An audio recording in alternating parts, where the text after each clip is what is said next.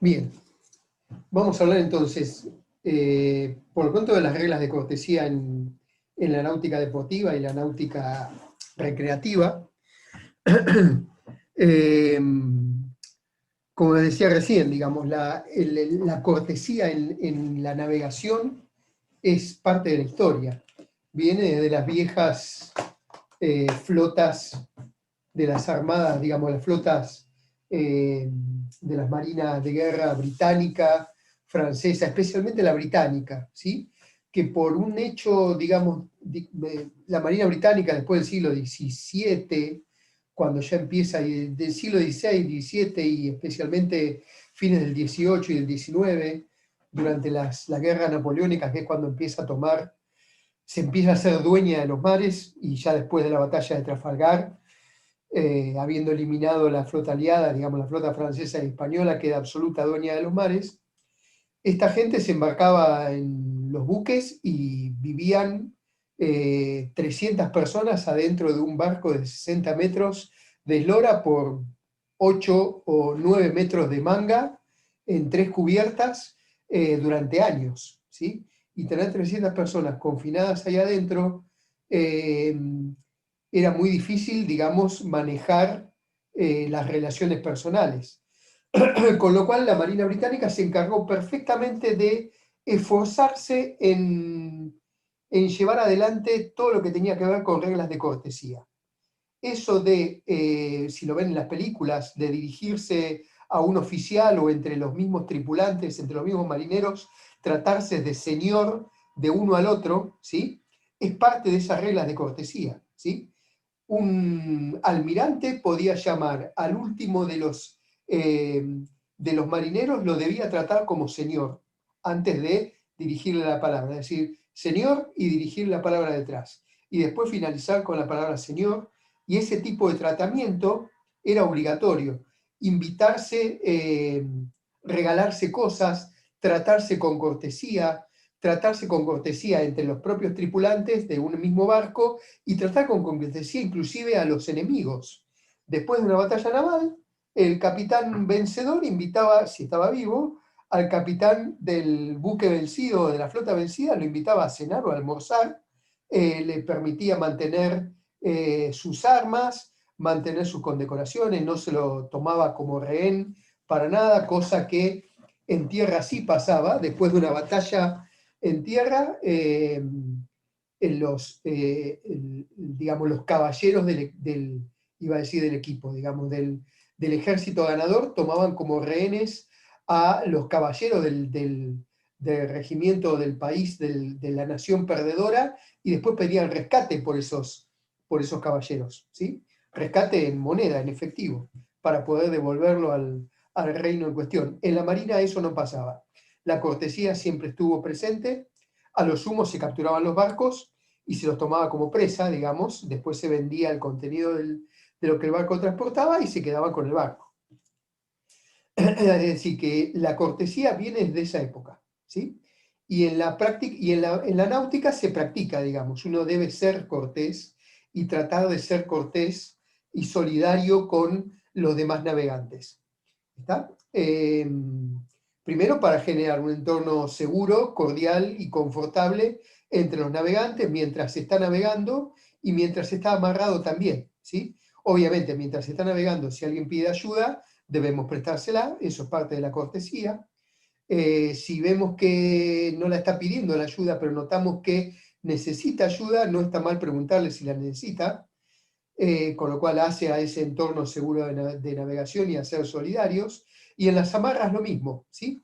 Cuando vemos un barco que se aproxima para entrar en una marina, voy a poner mi mouse famoso rojo,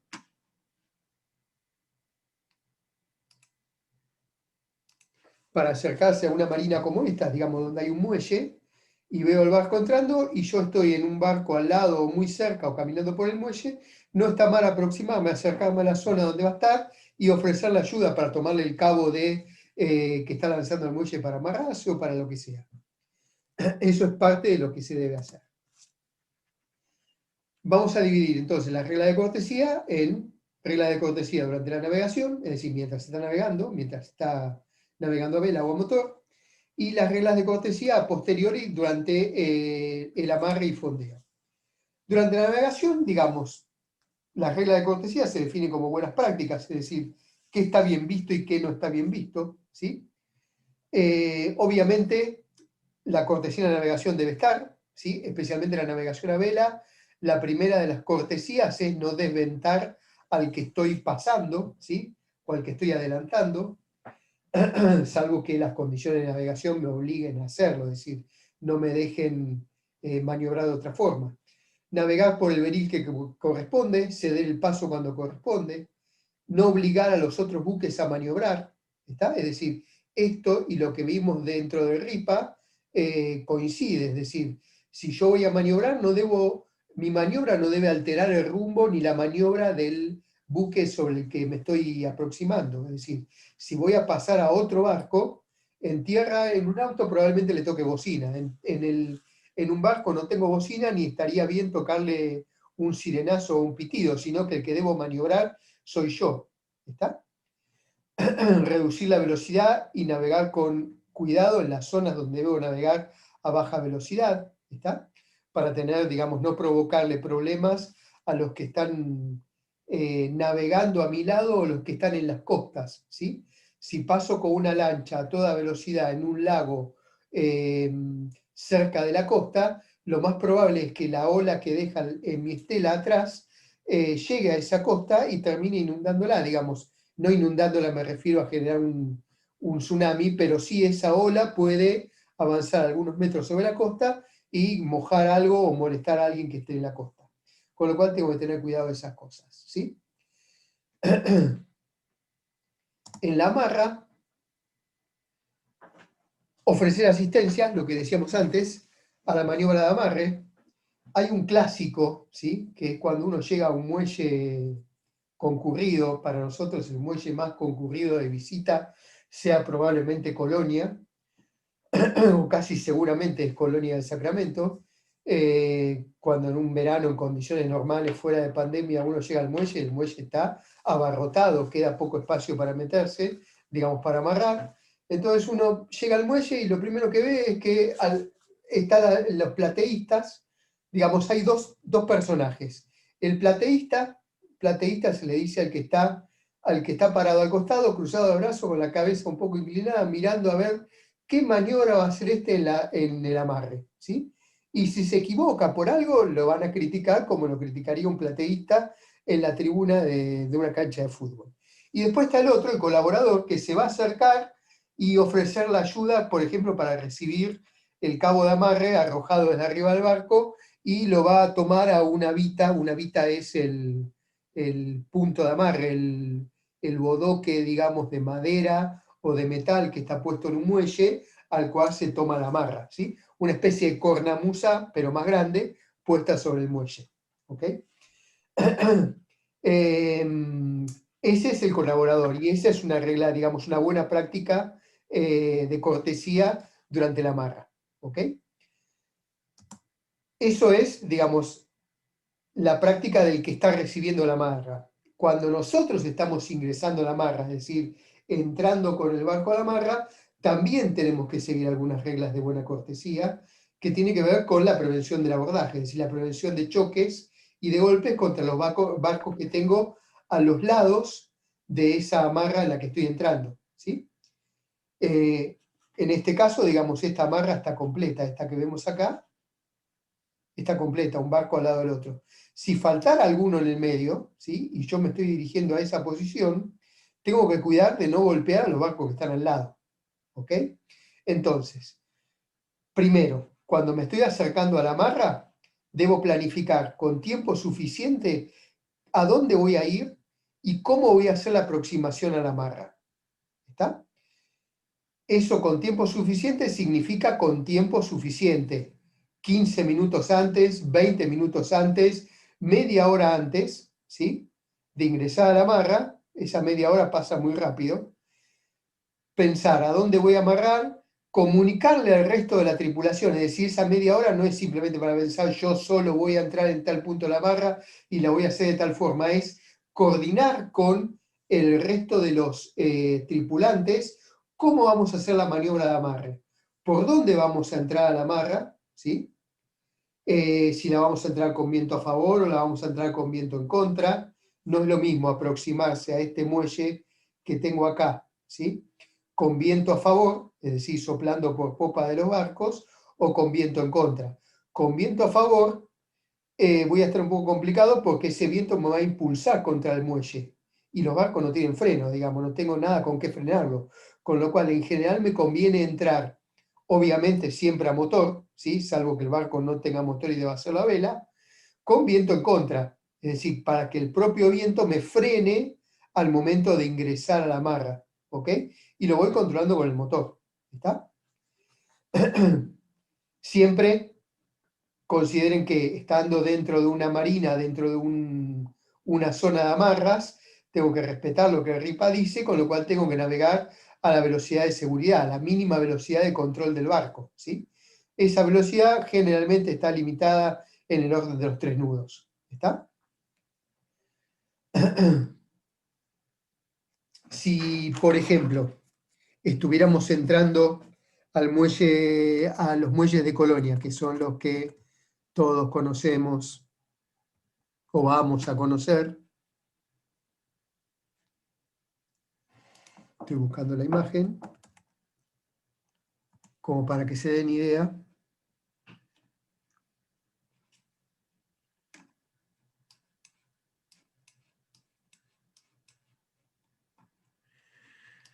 Un segundo. Aquí. Me paso acá. Bien, este es el muelle deportivo de Colonia. A ver si se ven las boyas. Ahí apenas se van a ver. Acá hay algunos veleros amarrados y acá, si lo ven, hay una serie de puntitos, todos en línea, ¿sí? De este lado no se ven porque la luz del sol lo mata, y acá hay otra serie de puntitos en línea. Esos puntitos son boyas del muelle de Colonia, ¿sí? Muelle Colonia Sacramento.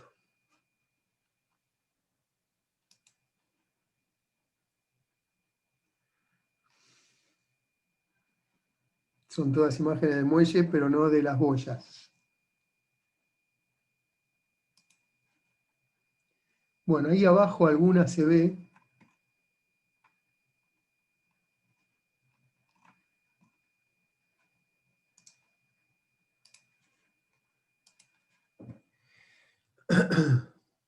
Ahí abajo se ven esas boyitas, ¿sí? Y de este lado alguna que otra. Y aquí es donde amarran estos veleros que estábamos viendo acá. ¿Está? Este está el borneo sobre una de las boyas que están fondeadas en medio del agua. ¿Por qué algunos fondean al borneo y otros en el muelle? Porque el fondeo al borneo, es decir, en esta zona, ¿sí? Que queda el barco orientado según como el viento lo oriente, es mucho más barato este fondeo que el fondeo en este muelle o en este muelle de acá, ¿sí? Estos son amarres más caros y estos son amarres más baratos. Cuando no vas a dejar el barco fondeado por mucho tiempo, por una semana, un mes, un año, lo deja en esta zona que paga mucho más barato que estando en el muelle. Bien, si yo voy a entrar, como en este caso, que tengo viento desde este sector suroeste, ¿sí? En este caso sería más bien, sí, del suroeste. Entonces me va a convenir entrar de este lado, pegar la vuelta, y ya empiezo a coordinar con el resto de la tripulación a esta altura. Cuando estoy navegando por aquí, que tengo todavía una media horita para entrar y dirigirme al muelle, ya acá, bueno, vamos a preparar los cabos de amarre, vamos, los buscamos, los sacamos, los desadujamos, liberamos de los cabos todas las ataduras o cocas que puedan tener y ya los preparamos para amarrar. Vamos liberando las defensas para ya instalarlas en el barco al momento de entrar en la amarra, preparando las velas para bajarlas, encendiendo el motor, tal que de momento que si empecé aquí, ya cuando estoy pasando la línea del espigón, ya estoy considerado como que estoy dentro del puerto, y acá adentro ya no puedo navegar a vela. Si bien me falta el muelle del otro lado, ¿sí? Estoy dentro de la zona del puerto, con lo cual en esta zona ya debo navegar a motor a velocidad de control. Por eso que me tomo el trabajo de empezar bastante antes, porque ya en este punto donde ya pasaron 10 minutos desde aquí hasta aquí, ¿sí? 10 o 15 minutos, acá ya tengo que empezar a entrar a motor y después empezar a circular a motor hasta llegar al muelle. ¿Está? Por eso hay que hacerlo con tiempo suficiente, comunicarle a cada uno qué es lo que va a hacer, qué es lo que tiene que hacer durante la maniobra de amarre. Cuanto más lento entren al muelle, más tiempo van a tener para resolver la maniobra de amarre y obviamente más tiempo para corregir cualquier error que puedan haber cometido en el momento de tomar el amarre. Voy a pasar un cabo por una boya, se me escapó, le pifié a la boya, y tengo que retroceder para tomarlo de vuelta. Si lo hago lento, tengo el tiempo como hasta para recuperarme. ¿Está? Por eso es que es conveniente hacerlo de esa forma. En caso de amarre a la Mediterránea, eso es usando un ancla. ¿Cómo es el amarre a la Mediterránea? El amarre a la Mediterránea, si alguno fue a Carmelo o a Conchillas, antes estábamos hablando de Conchillas, el amarre a la Mediterránea es, uno se acerca al muelle, suelta el ancla por popa, por proa, ¿sí? Detrás, y después se acerca, una vez que el ancla está fondeada, uno se acerca lentamente hacia el muelle, entrando por popa, por proa, según lo que convenga en cada caso. ¿Ok? Usando el ancla hay que soltarla, viendo bien de no cruzarla sobre las anclas de los otros barcos que tengo como vecinos míos. ¿Está? Con lo cual la tengo que soltar lo más perpendicularmente posible a la posición de amarre que voy a tomar. ¿Ok? Y obviamente una vez que tomo la barra, verifica que mis cabos de amarre, no interrumpan la maniobra de salida o de entrada de nuevos barcos en la misma amarra. ¿Está?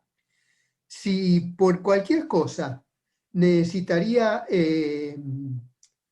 digamos, cruzarme sobre cabos de otros barcos, debería pedir permiso para hacerlo, es decir, solicitarle permiso al dueño de ese cabo, al que está en el barco, para decirle, bueno, che, ¿me dejás montarme sobre la boya, en la misma boya en la que estás tomando vos? ¿Sí? De última se le pasa el cabo por abajo para no interrumpir la salida si él va a salir primero.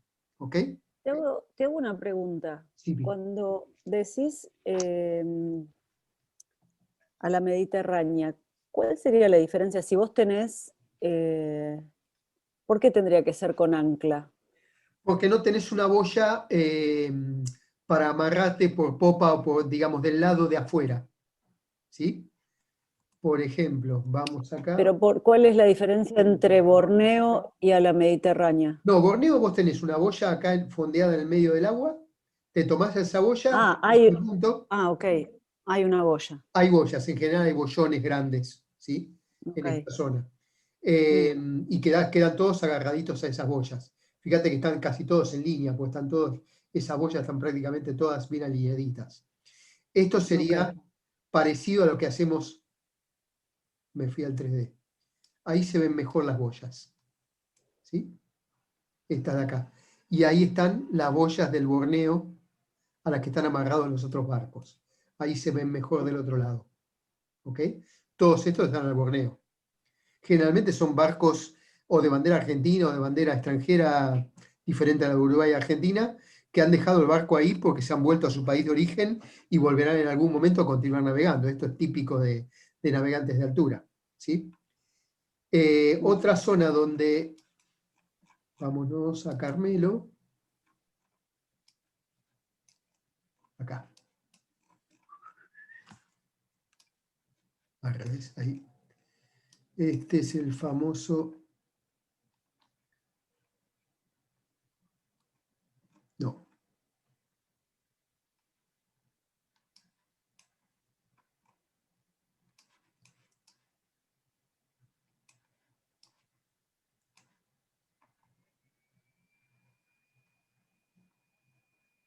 me fui muy al norte, estoy de Nueva Palmira, acá está Carmelo.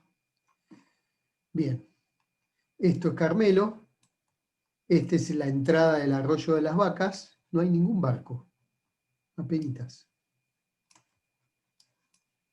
Se ve que la foto es en época de pandemia.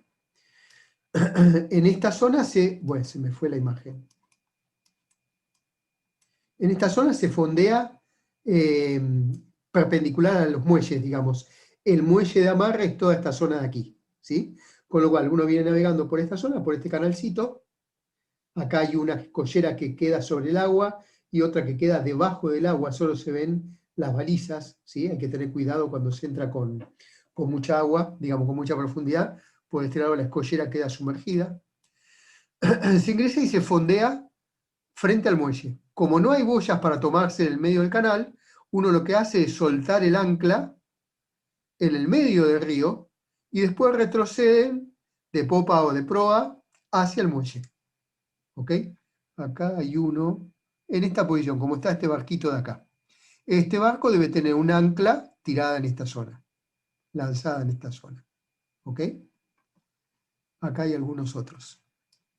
¿Sí? Este está navegando, evidentemente. Esto es linda zona para visitar. Tiene sus complicaciones para entrar, especialmente para los veleros. ¿Cómo?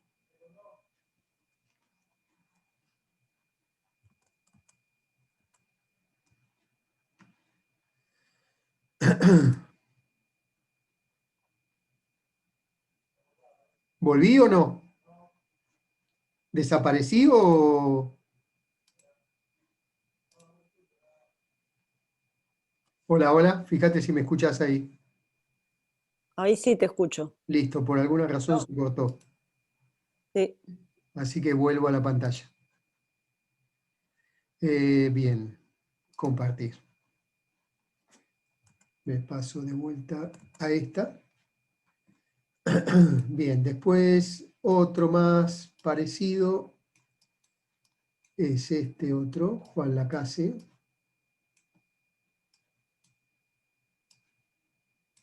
Aquí.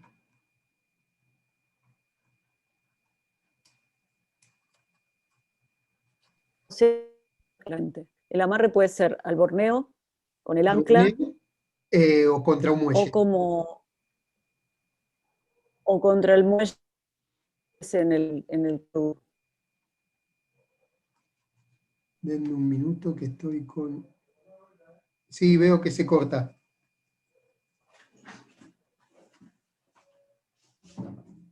No está bajando ningún archivo ni nada raro, ¿no? Ok. Avísenme cuando me tiren de vuelta.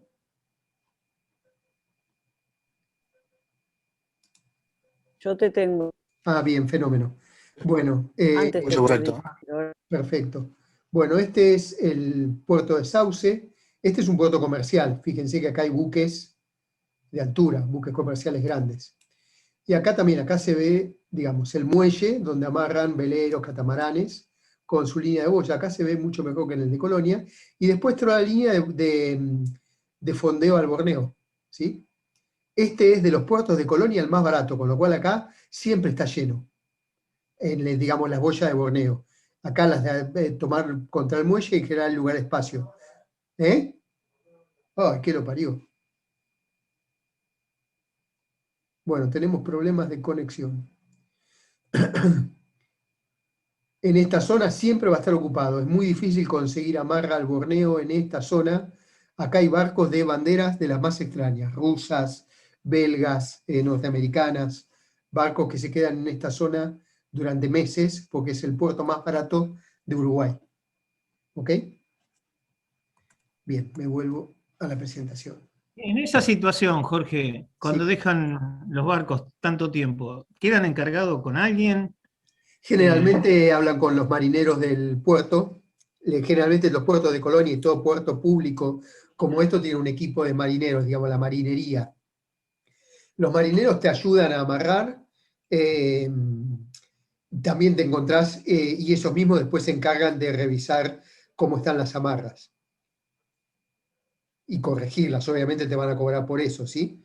Generalmente es o algún costo que el puerto te cobra, o alguna propina que terminás dándole, o algún Claro, valor justamente te cuidan el barco al- por cualquier condición de mal tiempo. tal cual, exacto, exacto. Le sigue. Después lo que también te vas a encontrar en estos muelles es que generalmente todos tienen como mínimo tomas de electricidad y agua, ¿sí? Con lo cual, cuando te vas a enchufar a la electricidad y agua, te la tiene que habilitar el operador del puerto, ¿sí? Si alguno fue a alguno de estos puertos alguna vez, van a ver que todos los barcos, en cuanto se amarran, sacan el cable de 220 o de la energía que sea, y se toman una especie de tablero que está cada 2 o cada 3 amarras, y después llaman por radio al coordinador del puerto, de la marina, para decirle: hola, buenas, soy del barco tal, acabo de llegar, bla, bla, bla, me acabo de enchufar al toma 29. Por favor, ¿me lo activa? Sí, vale tanto por día. Ok, adelante. Entonces, desde, desde la oficina activan la energía y empiezan a darme, yo puedo tomar energía de 220 directamente desde el barco, enchufado a ese toma. Lo mismo con el agua, para tomar agua potable. En otros puertos hay electricidad, agua, baños, ¿sí? Con duchas, lavaderos me refiero a lavaderos de ropa, es decir, con lavarropa, secarropa, salas de reuniones, parrillas, hay de todo, digamos, como servicios asociados para la marrista. Colonia no tiene parrillas porque básicamente es un puerto que está al lado de la ciudad, con lo cual no hace falta. Carmelo sí tiene parrillas. Me olvidé el nombre. Sauce tiene parrillas. Los baños están en general en muy buenas condiciones. Bien, estando en la marra, obviamente aplican las reglas de convivencia y de cordialidad, manejarse con las reglas de buen uso, digamos, de convivencia, mantenerse con un bajo nivel de ruido, es decir, si yo llego a la marra y pongo la música a todo lo que da, la verdad es que voy a estar molestando a los que pueden estar durmiendo una siesta o que no tienen el mismo gusto musical que yo tengo, simplemente con eso, ¿sí? Buena práctica, no dejar drisas flojas, ¿sí? Las drisas que bajan de los palos, generalmente conviene o atarlas firme al palo, digamos, y estirarlas, tensarlas, para que con el viento durante la noche no golpeen contra el palo, que hagan el clan, clan, clan, que de noche no deja dormir a nadie. O tomarlas, en vez de tomarlas contra el palo, tomarlas contra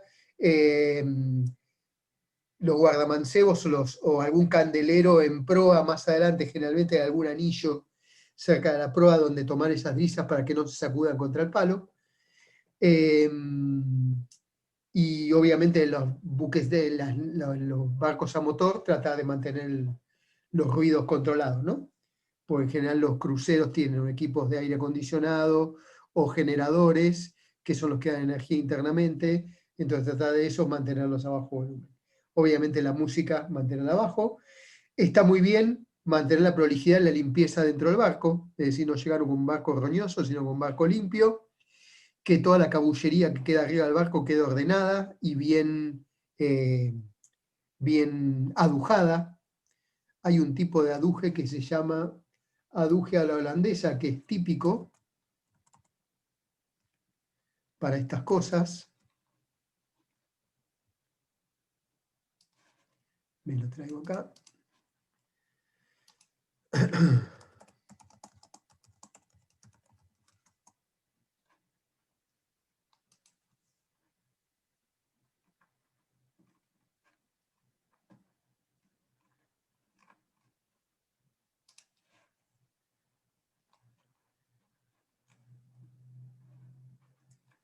Aquí hay una imagen más o menos que puede servir.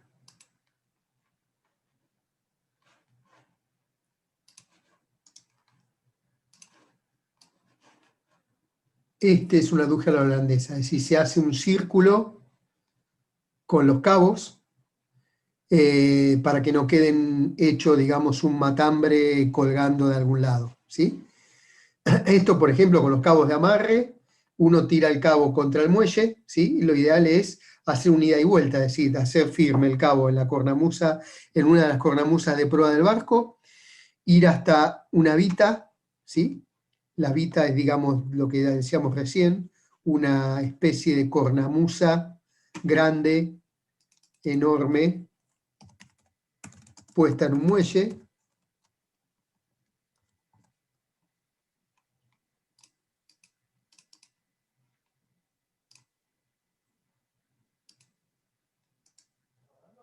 ¿Sí? No, todavía no, ¿eh?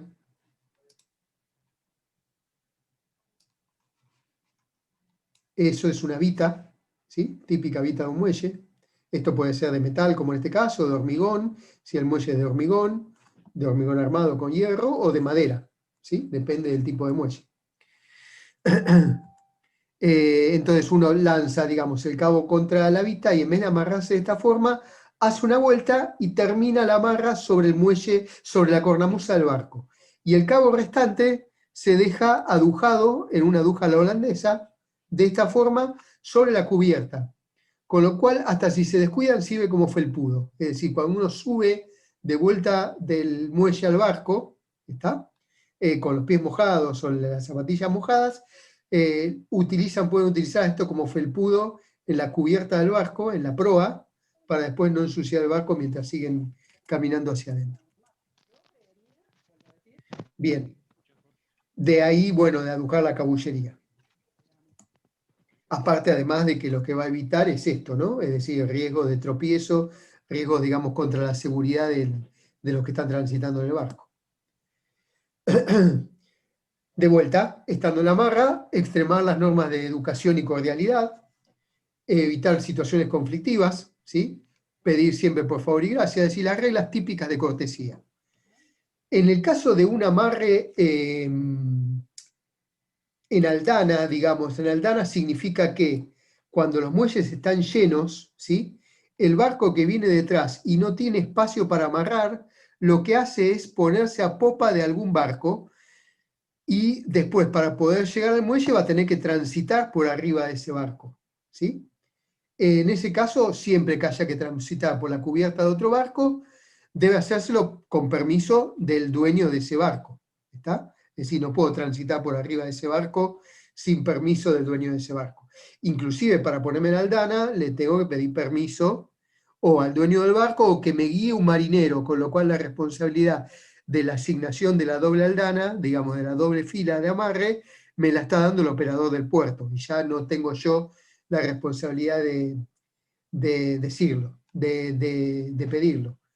Obviamente hay temas en los muelles que no se pueden hacer, digamos las amarras que no se puede hacer, digamos tratar de evitar el humo, ¿sí? Cuando estoy cocinando, el vertido de residuos, digamos basura, bolsas de basura, la tengo que hacer obviamente en los tachos de basura que están en los muelles, el uso de detergentes o el lavado de cubiertas, evitarlo, ¿sí? O utilizar siempre detergentes biodegradables, es decir, no ensuciar el agua con espuma, básicamente esa es la idea. Siempre, cuando voy a entrar al puerto, más que una norma de cortesía, es hasta una obligación, informar al operador del puerto, ¿sí? El horario y, el que tengo pensado salir, ¿sí? El que tengo pensado zarpar. Hola, buenas, vengo a pagar la amarra, pago un día, 2 días, una semana, un mes de amarra, me voy a ir tal día a tal hora, así que le voy a dejar la amarra libre ese día a esa hora. Y después, obviamente, cuando estoy saliendo, anunciar la salida, ¿no?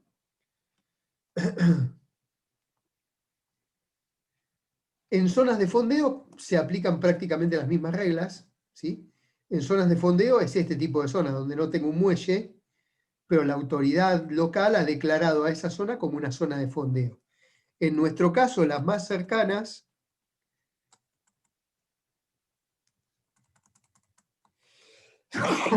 perdón. Las más cercanas para nuestra zona es como zona de fondeo el río San Antonio. Si bien no está declarado zona de fondeo, fuera de los beriles del canal costanero, ¿sí? Pero la más clara dentro de nuestra zona es el río San Antonio.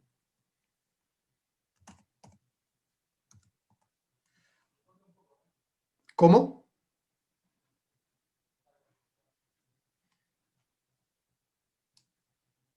Me paso otra vez aquí. Mientras carga la imagen.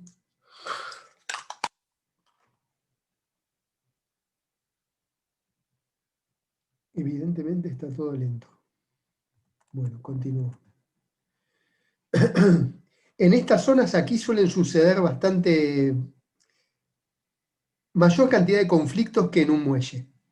En principio porque el amarre en zona de fondeo, aquí esta zona de fondeo está boyada, es decir, existen boyas a las cuales tomarse, con lo cual en este caso, en esta imagen, el fondeo es, más que fondeo es toma de la boya, es más ordenado, digamos, uno tiene que tirar un cabo contra la boya, amarrarse a esa boya y queda después todos al borneo significa que quedan orientados a donde el viento orienta a todos los barcos, el viento o la corriente, y bueno, el cabo tiene que ser lo suficientemente largo o corto para no chocar con el barco que tengo amarrado a popa, ¿ok?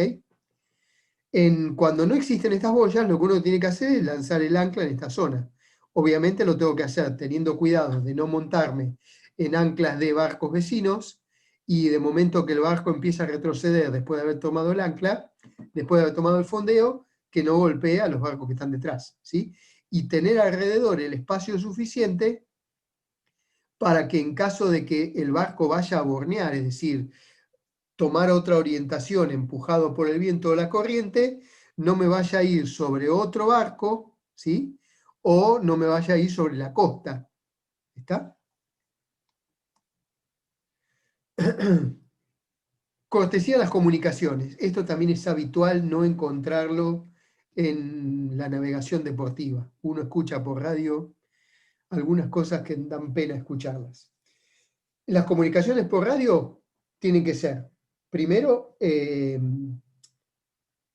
reducidas en tiempo, es decir, hablar específicamente de lo que se necesita hablar, porque estamos haciendo uso de un recurso escaso, ¿sí? Es decir, el canal por el que estoy hablando es un canal que no es exclusivo para mi uso, es un canal que van a usar todos los que lo tengan a disposición, con lo cual lo tengo que usar el mínimo tiempo necesario, ¿está?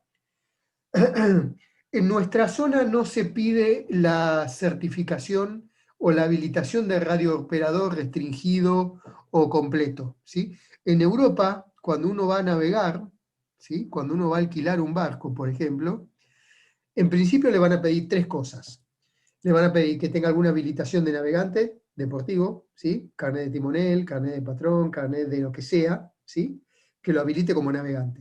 Segundo, le van a pedir una tarjeta de crédito, y tercero, le van a pedir, digamos, a la cual asignan los cargos del alquiler, y tercero, una habilitación de radiooperador, es decir, que el navegante esté habilitado para operar un equipo de radio VHF. En Argentina no se pide eso, sin embargo los cursos existen.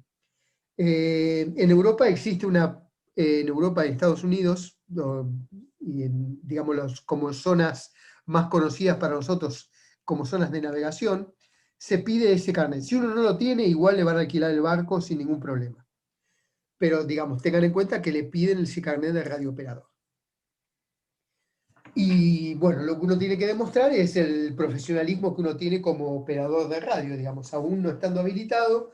Digamos, lo que nosotros explicamos en los cursos es básicamente lo que uno vería en un curso de radiooperador restringido durante 20 días o 20 o un mes de clases, ¿sí?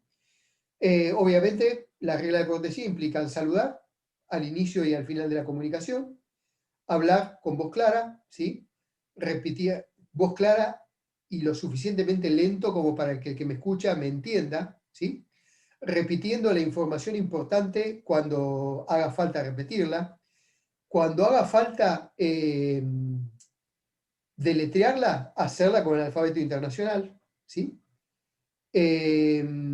Obviamente evitar mantener comunicaciones extendidas cuando no es necesario, no hacerlo en el canal 16, siempre pasar a un canal de trabajo. Economía de palabras, digamos, manejar la comunicación corta, a los bifes, a lo uno que uno tiene que expresar claramente. Responder a todos los pedidos de confirmación de los avisos a los navegantes cuando las controladoras, digamos, los operadores de las prefecturas lo informan. Por ejemplo, de nuestro lado, que es el lado del río que navegamos habitualmente, Prefectura Naval Argentina emite cada media hora o cada una hora un aviso a los navegantes en los cuales da, especialmente los fines de semana, da los reportes meteorológicos, los reportes mariológicos, altura de marea, y da las novedades, digamos, todo lo importante que haya que informar para los navegantes ese día. Al final va a decir, esta fue Prefectura Naval Argentina Radio, solicitamos confirmación a los navegantes. Entonces cada uno va a decir velero intrépido, QSL, y cada uno atrás va a dar su confirmación con esas 3 letras, QSL, aceptando y dando por recibido el mensaje. ¿Está? Obviamente no son muchos los que lo dan, con que lo den 3 o 4 es suficiente, porque tampoco el operador se va a quedar escuchando durante la media hora siguiente los avisos de recibo de los demás, simplemente por ese tema de la economía de palabras que estábamos hablando. Protocolo de uso de banderas, este es importante. Por lo pronto, la bandera de cortesía, más allá del pabellón nacional, obviamente, tenemos que llevar dentro de nuestros barcos el pabellón de abanderamiento, es decir, el pabellón de la matrícula que lleva ese barco, en el caso nuestro, la bandera argentina. Luego, cuando entramos en aguas de jurisdicción de otro país, la bandera de paso inocente o la bandera de cortesía, que es la bandera del país al que voy a visitar, montada en el obenque de estribor. ¿Ok? Eso la tengo que poner cuando cruzo la frontera marítima o la frontera en el Río de la Plata, cuando entro en agua de jurisdicción del país vecino o del país que estoy entrando, en ese momento monto la bandera de cortesía. Y a su vez me anuncio con el operador del control costero que estoy ingresando en aguas jurisdiccionales. Y pido permiso para hacerlo, obviamente. Luego tengo que montar el gallardete del club, ¿sí? En el obenque de babor. Eso es un banderín, cada club tiene un banderín que se debe montar en el obenque de babor y que es lo que se llama el gallardete del club. ¿Okay? Para los barcos de motor que no tienen obenques, ese gallardete va en un baupreso o un asta puesta también del lado de babor.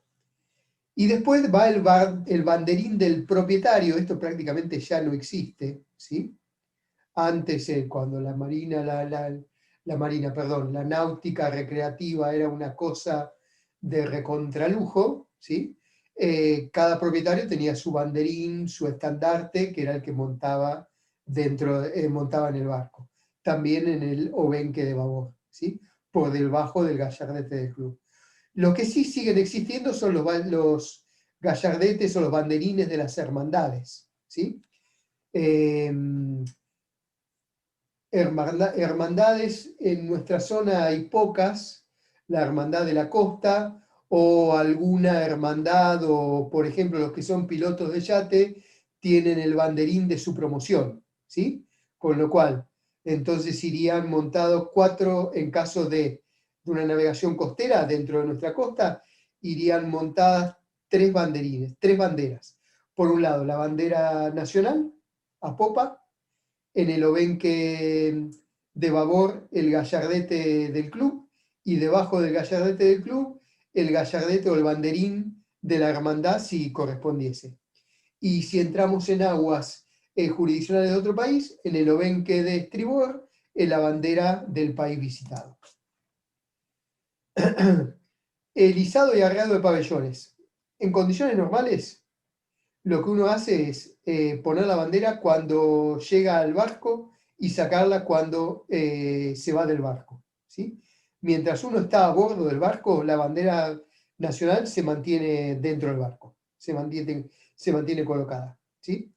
En barcos más importantes, o cuando estamos rodeados de barcos de bandera nacional, barcos de la Armada, entonces se iza y se baja la bandera siguiendo lo que hagan los buques de la Armada. ¿Ok? Y después, bueno, hay situaciones especiales en las que hay que usar el pabellón nacional a media asta, ¿sí? O a media driza. Eso se hace en Semana Santa o cuando lo disponga el Poder Ejecutivo. ¿Está? Y lo mismo o cuando lo disponga la comisión directiva del club, si es un problema, digamos, si el izado a media asta se debe a algún fallecimiento de alguna autoridad de puerto o del club, ¿ok? Y si estoy en un puerto extranjero, lo que determine el puerto extranjero. Bien, hasta ahí las reglas de cortesía. No son muchas, son simples, pero hay que prestarle atención porque tienen que ver con esto, justamente con la cortesía durante la navegación. Ah, y otra cosa, pusiste la de los nudos y la de la página de los nudos, esa que pusiste, no de los nudos, la de el aduje a la holandesa, es una página mexicana. Ah, mira, no sabía. Sí, porque está en MX, terminación MX, Claro, una rareza, pero bueno, sí. me parecía raro. Gracias. No, de nada, de nada. Bueno, para hablar del medio ambiente, el cuidado del medio ambiente forma parte del marco jurídico en el cual navegamos. Digamos, está previsto dentro del Reginave, perdón, y después en modificaciones del Reginave. La primera de las órdenes, digamos, de las ordenanzas fue en el año 98, donde se empezó a tomar conciencia, digamos, de la prevención del medio ambiente en la navegación y la prevención de la contaminación de las aguas, ¿sí? Ya estaba controlado a nivel de la navegación comercial, pero nunca se había expandido o extendido toda la reglamentación a la navegación deportiva. La primera extensión, digamos, donde se hace alcanzar toda la reglamentación que tiene que ver con contaminación a la navegación deportiva, fue en el año 98 con la ordenanza 498 de Prefectura Naval. Dentro de esa ordenanza se encuadran, digamos, a los clubes y las guarderías y los astilleros en toda una serie de reglas de protección del medio ambiente, y después hay otra serie de reglas separadas, más pequeñas, más concretas, para los usuarios, digamos, para los navegantes. Y después dentro del Reginave, después todo eso se incorporó al Reginave y está dentro del título 8, voy a cambiar a mi mouse rojo, dentro del título 8, que habla específicamente de la prevención de la contaminación, ¿sí? Por los buques. Y ahí, digamos, acá hay toda una serie de capítulos enormes que tienen que ver para los buques comerciales y de los cuales ciertas reglas se extractan a esto, digamos, lo que tiene que ver con las embarcaciones deportivas.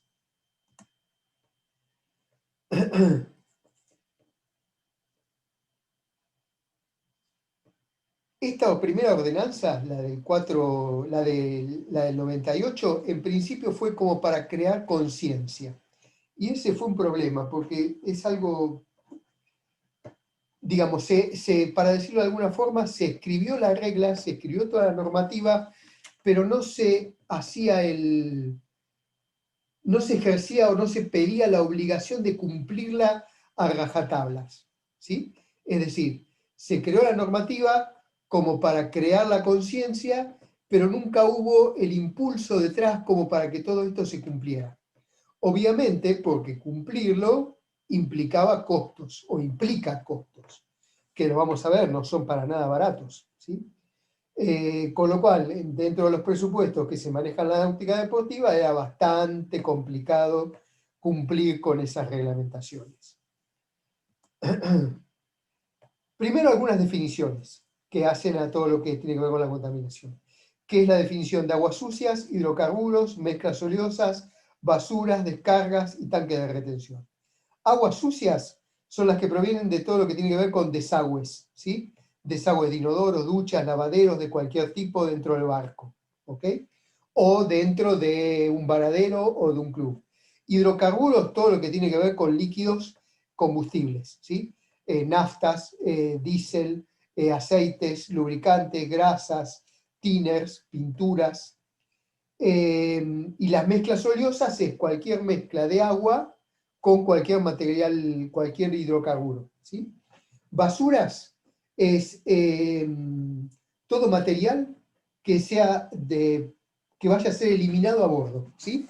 Eso va desde restos de alimentos, sean biodegradables o no, es decir, no tiene ninguna importancia que el alimento o lo que voy a descartar sea biodegradable. De momento que es que lo estoy descartando, forma parte de la descripción de basura, ¿sí? La descarga es cualquier derrame, fuga, escape que ocurre desde el barco hacia el medio ambiente, ¿sí? Sea por propio, digamos, por el propio accionar del barco, el escape de un motor, ¿sí? O por un problema, por un accidente, se me volcó un bidón de nafta, ¿está? Cualquiera de esas dos formas tiene que ver con descargas. Y después tanques de retención, es todo tanque que se utiliza para guardar residuos líquidos generados a bordo. Y dentro de esos residuos líquidos van aguas sucias, hidrocarburos y mezclas oleosas. ¿Ok? Y acá empiezan las prohibiciones.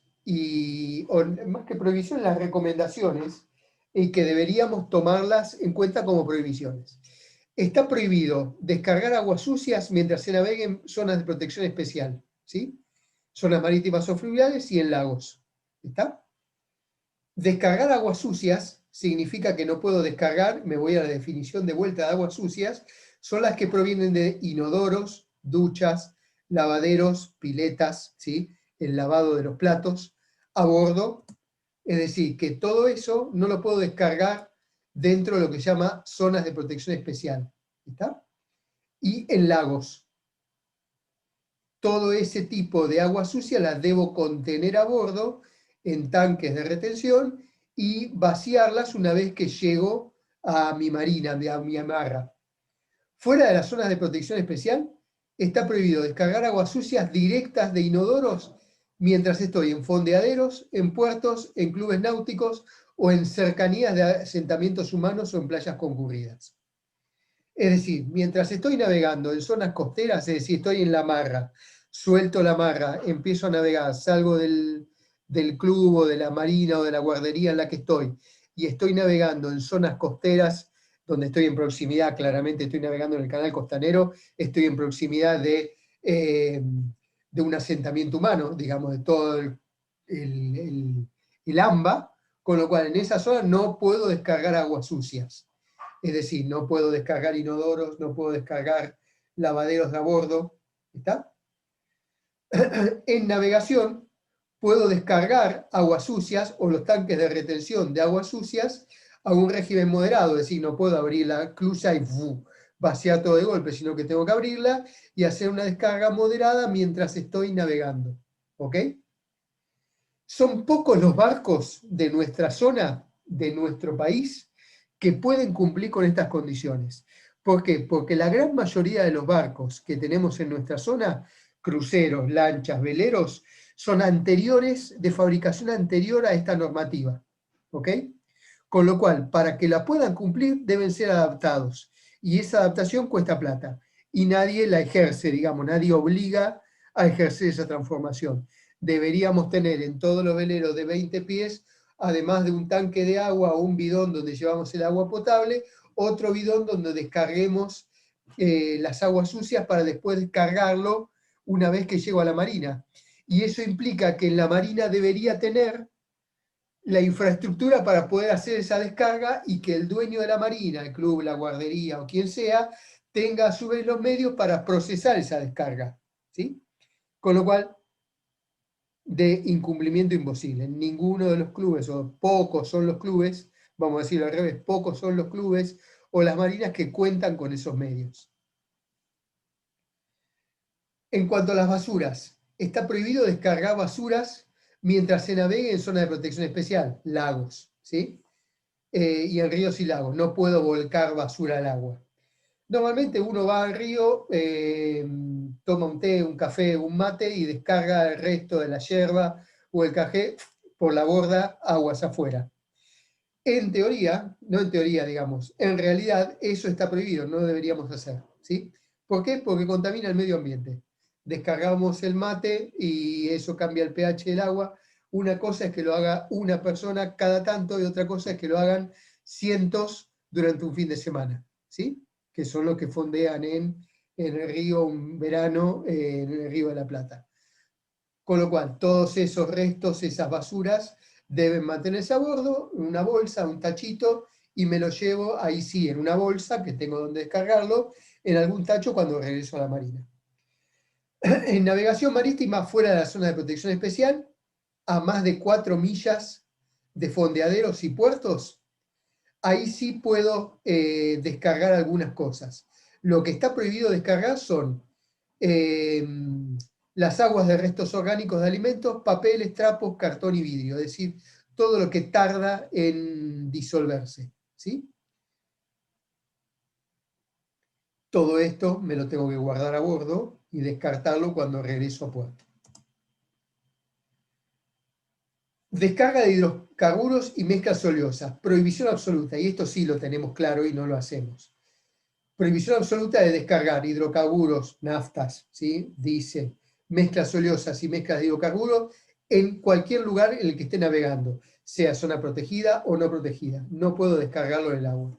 Sustancias tóxicas, ¿sí? Sustancias tóxicas puede ser cualquier mezcla de thinner, pintura, cosas que tengo almacenadas a bordo, no puedo descartarlas. Medicamentos, ¿sí? Medicamentos vencidos no los puedo tirar por la borda, ¿sí? Aguas de sentinas o de achique contaminadas. Tengo el agua de sentina, del agua que entra por el mástil y se va a la sentina, que tiene restos de aceite, que descarga el motor o restos de diésel del motor del barco. No puedo descargarlas, tengo que limpiar, guardarlas y descargarlas una vez que llego a la marina.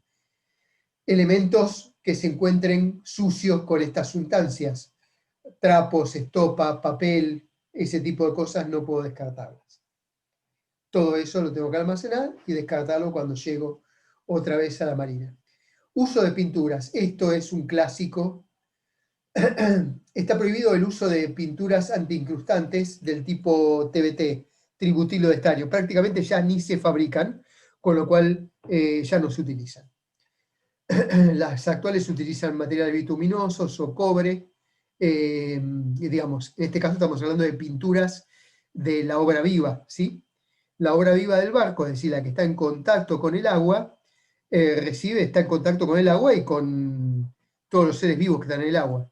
Con lo cual se pegan algas, se pegan en aguas marinas, se pegan en el río también, crustáceos, ¿sí? Lapas, que terminan pegándose en el barco y afectando la obra viva. El cobre es un metal que aísla, al que le rajan todos los seres vivos, por alguna razón. Entonces se hacen pinturas con cobre o con materiales bituminosos basados en ese tipo de materiales que impiden que se peguen mayoritariamente este tipo de cosas, especialmente los crustáceos. Las algas se van a pegar igual. Con lo cual, todo ese tipo de cosas no las puedo usar. Y esto, digamos, no debo pintar el barco. El problema es que no es tanto los barcos, sino los varaderos. Y acá vamos a las disposiciones para los clubes náuticos. Los clubes náuticos y las guarderías caen dentro de la misma ordenanza. Deben contar con recipientes para contener basuras en general y material reciclable. Con suerte encontramos tachos, un tacho general, pero no encontramos 3 tachos, ¿sí? Uno para reciclables, otro para no reciclables, otro para vidrios y plásticos. Deberían contar con este tipo de repositorios, ¿sí? Deberían contar con tanques para aceites residuales, baterías, descartar baterías, ¿sí? Residuos oleosos, desechos peligrosos, solventes y desengrasantes, todo eso en recipientes separados. He recorrido algunos clubes, no muchos, pero la verdad es que difícilmente se encuentra estos en todos los clubes, solo algunos pueden tenerlos. Receptáculos para desechos de enfermería y sanitarios, ¿sí? Raramente se los encuentra, va toda la misma bolsa. Zona de almacenamiento para baterías de plomos viejas, para descartarlas, y recipientes para depositar bengalas, esto hablábamos el otro día. Una vez que la bengala se venció, ¿sí? Las bengalas luminosas, la de seguridad se venció, hay que descartarlas, ¿sí? y no existe, no se sabe cómo, nadie tiene idea de cómo descartarlas. Prefectura no las toma, con lo cual no termina usándolas en alguna fiesta como para festejar algo. Pero debería de existir ese tipo de repositorios como para descartarlas. Y debería existir infraestructura para descartar las aguas sucias, es decir, uno llegar al muelle, conectar la manguera, conectar el toma de 220, la manguera de agua potable y la manguera para descargar, o el punto de descarga para descargar aguas sucias. Es decir, todo lo que recogí de inodoros, piletas, de baños, de duchas, no existe. No se han transformado los clubes ni tienen los presupuestos para hacerlo. Esto es parte de lo mismo, digamos, deberían existir los Jorge, clubes. Sí, Jorge, adelante. mira, si vos vas del Náutico Buchardo hacia el norte, no hay Sí, cloaca. Para ir acotando lo que son los todo clubes que están en esa parte del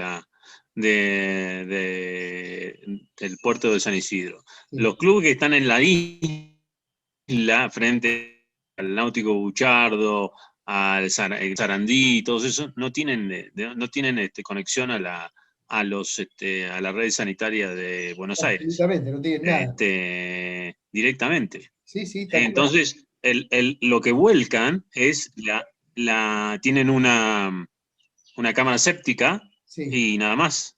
tal cual, va Y eso todo ahí. y a la cámara séptica va todo lo que va del club, lo que va del varadero, Sí, de lo que limpian la gente que trabaja en el varadero, y sí. los de la limpieza cuando lavan los barcos en el varadero, el agua va al río Va al río, tal cual. directamente. No sé si Sí, alguna vez sí, vieron cómo se lava un directo, barco, ¿no? ¿sí? Un barco se lava, digamos, se levanta el barco con una pluma, ¿sí? Y algún marinero empieza a refregar el casco del barco primero con agua con cloro y con una esponja y quizás se pongan guantes, ¿sí? Todo eso que cae al piso, después va con el agua con la que lavan el casco, todo eso va al agua, va al río, con lo cual se está contaminando de la misma forma. En los varaderos, que es donde se arman, desarman, arreglan los barcos y se pintan los barcos, todo lo que se lija del barco, cuando uno va a lijar, digamos, pintar un barco, lo primero que hace es lijar la pintura vieja. Esos restos de pintura van al suelo, ¿sí? El suelo en general es de tierra, no es que hay un hormigón armado con canaletas para que el agua después desagote todos los materiales de lijado en algún lugar, sino que va al suelo. Eso tiene metales, tiene de todo, digamos, los componentes de la pintura, le llueve encima, el agua se lo lleva y termina de vuelta o en las napas o termina en el río. Con lo cual el problema es el problema de siempre, digamos, las ordenanzas están bien, ¿sí? Pero después no se toma ninguna acción como para llevar adelante esta ordenanza. Es decir, no digo ir con la pistola en la cabeza a apuntarle al comodoro del club y decirle, señor, usted tiene que cumplir con esto. Pero sí darle a las entidades la posibilidad de cumplirla.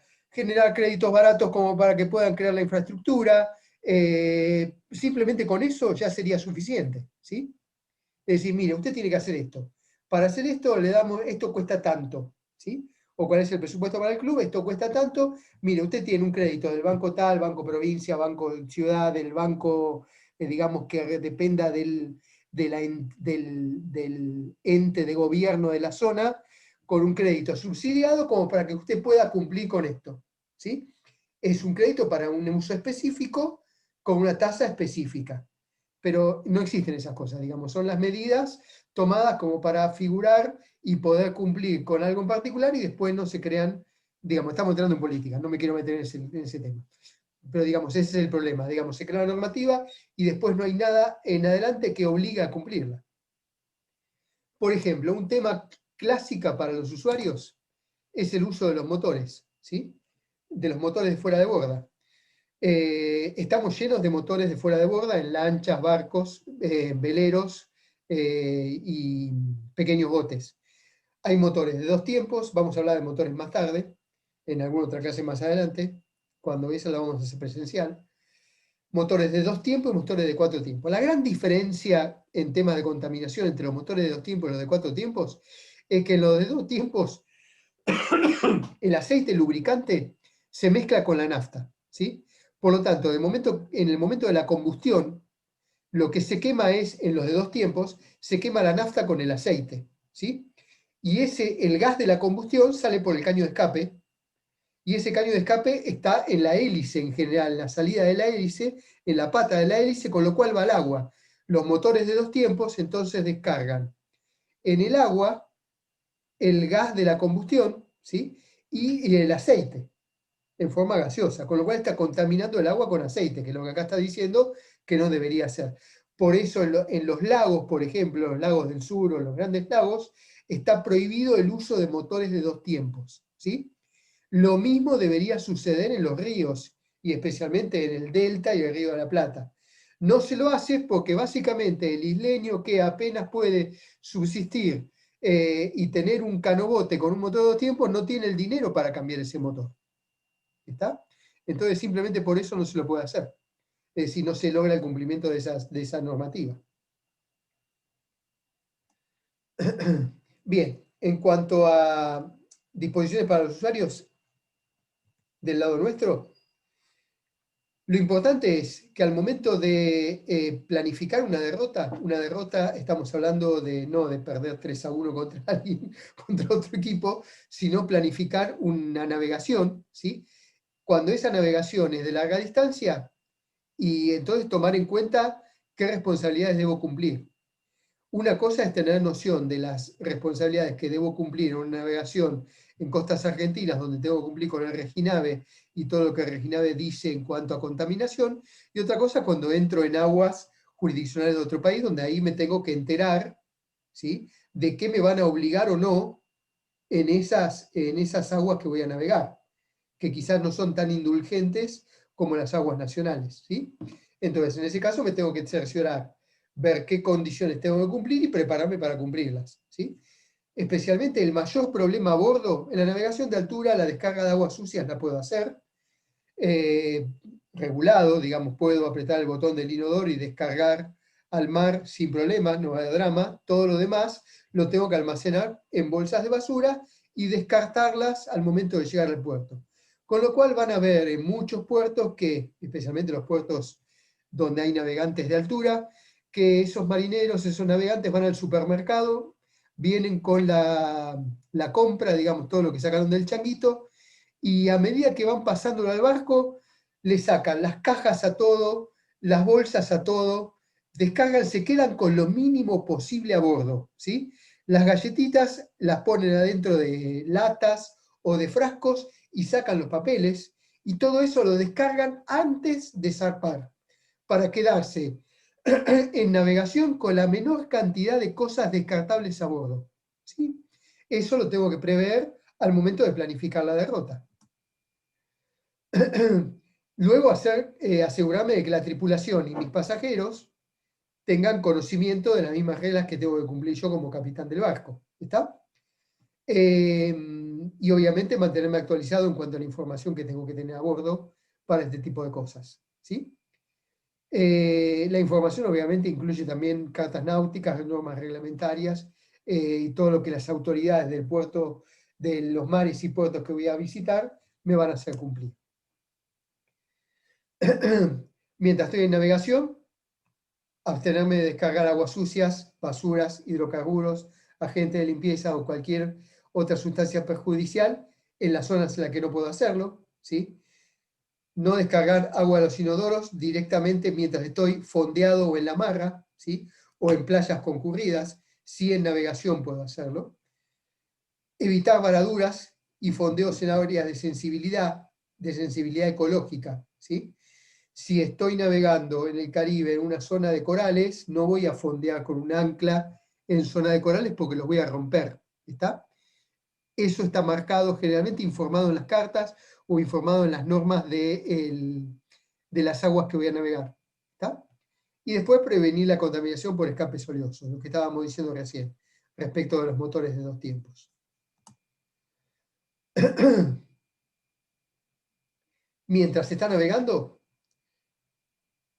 no echar a las aguas, no descartar, ¿sí?, redes, cuerdas, hilos de pesca o otros materiales plásticos que haya tenido en las hélices. Lo normal es que navegando en una zona costera me puedo enganchar una hélice o alguna tanza, ¿sí? Si lo retiro, me lo guardo y lo pongo dentro de la bolsa de basura y lo descargo cuando llego a la costa, ¿está? Porque eso termina tarde o temprano o enredándose en los peces o en mamíferos marinos que son bastante, digamos, curiosos y van a ir a tratar de jugar con ese tipo de cosas. Y terminan enredados en redes, bolsas. Entonces tengo que tratar de evitarlos. Obviamente no descargar aceites, ¿sí? O líquidos de centina, líquidos aceitosos de centina, salvo que me encuentre en condiciones de peligro, ¿no?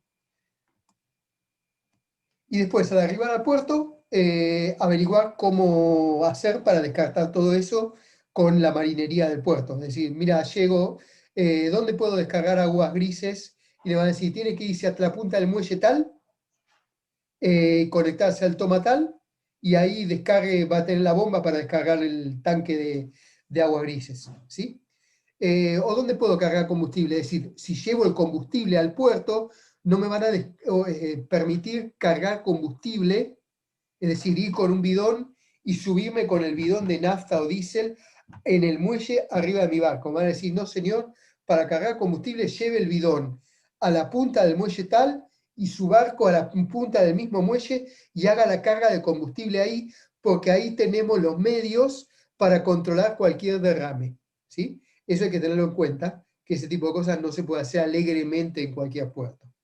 Normalmente nosotros en las marinas subimos con los bidones a nuestros barcos sin ningún problema porque no tenemos esos medios de contención que sí cuentan los puertos importantes. ¿Ok? Y algún consejo adicional para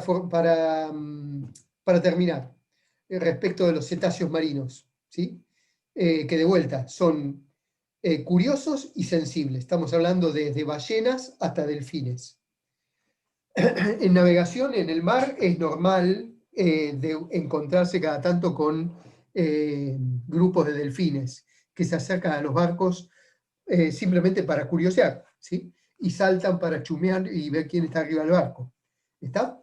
Entonces, cuando uno está navegando en zonas donde hay cetáceos, ballenas, orcas, delfines, toninas, en principio, idealmente parar el barco, ¿sí? Hasta que se alejen. Si tengo que seguir navegando, porque debo hacerlo, entonces navegar a baja velocidad, en lo posible no a motor, detener el motor si estoy navegando a motor, es decir, que la hélice deje de girar para no lastimarlos por accidente. Si son orcas, salir de la cubierta, es decir, alejarme de la cubierta, no permanecer en el cockpit o mantenerme agachado porque van a tratar de ver a dónde estoy y son curiosas. Y de última lo que puede pasar es que traten de subirse, de apoyar la cabeza sobre la borda del barco. Y una cosa es que la apoye una foca o trate de subirse una foca que puede pesar unos 100, 150 kilos y otra que se suba una boca de 3 toneladas, ¿no? Es decir, ya eso es más complicado. Y si hay motores adentro funcionando, generadores o algún tipo de motor que genere vibración y esa vibración se transmita al agua por el timón o por el casco, detenerlo, porque a eso a las orcas en particular les molesta y van a tratar de cabecear al barco como para, digamos, para defenderse básicamente. Y un cabezazo de un bicho de 3 toneladas o de 4 toneladas al barco no le va a hacer bien. Con lo cual, en ese tipo de cosas, apagar todo lo que sea motores, primero para que las hélices dejen de girar, y si tengo generadores adentro, típico de veleros o cruceros de altura, que necesitan los generadores para generar energía, detenerlos mientras estoy pasando por el lado de ellas. Si encuentro basura en el agua, lo ideal, tratar de levantarla, ¿sí? Puedo hacer eso siempre y cuando no comprometa la seguridad, mi propia seguridad, ¿sí? Y la que tengo de la gente que tengo a bordo y la del barco en sí mismo. ¿Está? Si encuentro un compromiso de seguridad, ahí me evito de recoger la basura. A lo sumo la puedo informar, ¿está? Si es un banco de basura muy grande. A bordo, para lavar platos o ropa, tratar de utilizar siempre elementos detergentes biodegradables o reciclables, que hay infinidad, ¿sí? están generalmente con algún porcentaje de biodegradabilidad. Habría que elegir los que tienen biodegradabilidad superior al 80%, ¿sí? Y los jabones para lavarse las manos, jabones de ropa, usar los de origen vegetal o jabón blanco neutro, ¿está? Digamos de pH neutro, con lo cual si se va al agua, digamos el jabón va a ir mezclado con el agua, no va a cambiar el pH al agua, ¿está? En zonas de fondeo, bien. Dos cosas. Obviamente no fondear en zonas de protección del fondo marino, corales, ¿sí? O donde las praderas marinas están formadas por algas fanerógramas. Es un tipo de alga que parece como si fuera un pasto de hoja muy larga. Ese tipo de pasto, de ese tipo de algas, produce una gran cantidad de oxígeno, con lo cual están protegidas. Y tienen raíces muy pequeñas, con lo cual le cae un ancla encima y en cuanto muerde el fondo, esa ancla va a despegar un área muy grande de algas y tarda mucho en crecer. Con lo cual es conveniente, digamos, no fondear en esas zonas y mantenerse alejado de esas zonas. Y obviamente en fondos de arrecifes no hacerlo. Bien, y con esto terminamos lo de hoy, bastante temprano.